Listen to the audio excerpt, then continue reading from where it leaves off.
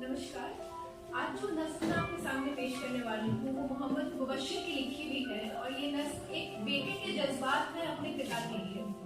तो जो नस्ल है वो कुछ इस तरह से शुरू होती है कि नन्ही सी आंखें और मुड़ी हुई उंगलियां थी, ये बात तब की है जब दुनिया मेरे लिए सोई हुई थी। नन्ही सी आंखें और मुड़ी हुई उंगलियां थी, ये बात तब की है जब दुनिया मेरे लिए सोई हुई थी। नंगे से शरीर पे नया कपड़ा पहनाता था, ईद वीद की समझ ना थी पर फिर भी मेरे साथ मनाता था। घर में खाने के वादे थे पर एफडी में पैसा जुड़ रहा था और उसके खुद के सपने अधूरे थे पर मेरे लिए कर रहा था। ये बात तब की है जब दुनिया मेरे लिए सोई हुई थी। वक्त कटा, साल भरा, पर तब भी सब अनजान था, मैं फिर भी उसकी जान था।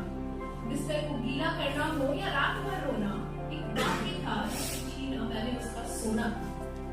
सुबह फजर तक गोदों में खिलाता, फिर झूले में झुलाता, दिन में कमाता, शाम में चला आता, कभी खुद से परेशान, कभी दुनिया का सताया था।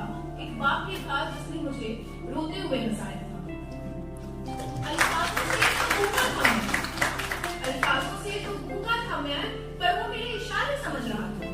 मैं खुद आज इस बात से हैरान हूँ कि कल वो मुझे किस तरह कर रहा था। अब्बा तो छोड़ो यार, अभी आज तक निकला रहा था, पर वो मेरी हर फरमाइशों को पूरा कर रहा था। और मैं भी उससे लाड़ प्यार में अब ढलने लगा था। घर से वो निकल ना जाए, उसके कदमों पे नजर रखने लगा था। और मुद्दे तो हजार के बाजार में उसके पास, पर कब ढल जाएगा सूरज, उसको इसका इंतजार था। और मैं भी दरवाजे की चौखट को ताकता रहता था, जब होती थी दस्तक तो वॉकर से झांकता रहता था। देख के उसकी शक्ल में दूर से चिल्लाता था, जो भी इशारे मुझे आते उससे उसे अपने करीब बुलाता था। वो भी छोड़ के सब कुछ मुझे सीने से लगाता था, कभी हवा में उछालता, कभी करतब दिखाता था। मेरी एक मुस्कान के लिए कभी हाथी कभी घोड़ा बन जाता था।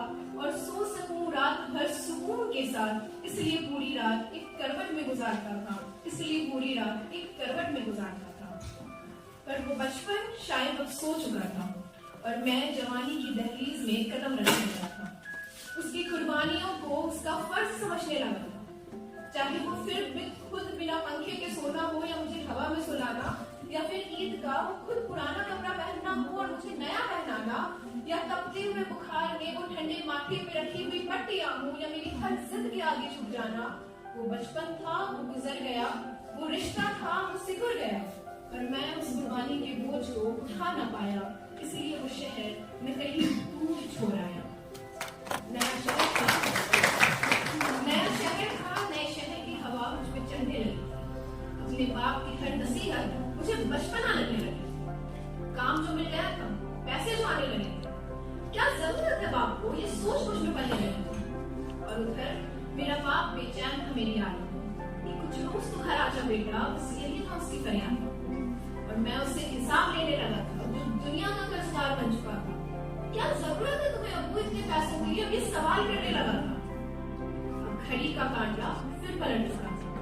कल तक मैं किसी का बेटा था, आज किसी का बाप बन चुका था। और हसरतों का स्वेटर मैं भी बुनने लगा था। कल क्या करेगा मेरा बेटा, मैं भी यही सोचने लगा था।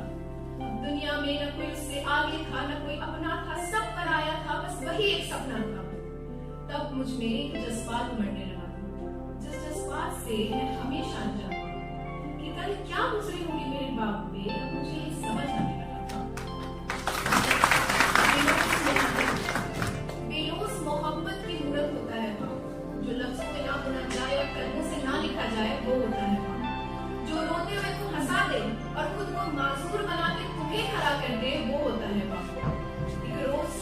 एक रोज तुम्हें ये एहसास जरूर होगा कि मसरूफ तुम थे और उम्रदराज वो होगा। एक रोज तुम्हें ये एहसास जरूर होगा कि मसरूफ तुम थे और उम्रदराज वो होगा, जिसकी उंगली का सहारा पकड़ के चला करते थे, आज वही छड़ी का तलबकार होगा। और जिसके सदके में जी रहे हो आज, कल ना रहे तो क्या होगा। पर अभी वक्त बचा है कुछ खास तुम्हारे पास, तब तक जब तक बाप का साया तुम्हारे साथ होगा।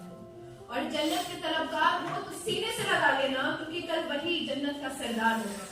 सब गिले शिकवे मिटा के चिपक जाना उसको, क्योंकि आज तो बात है, पर शायद वो कल तुम्हारे साथ ना होगा, शायद वो कल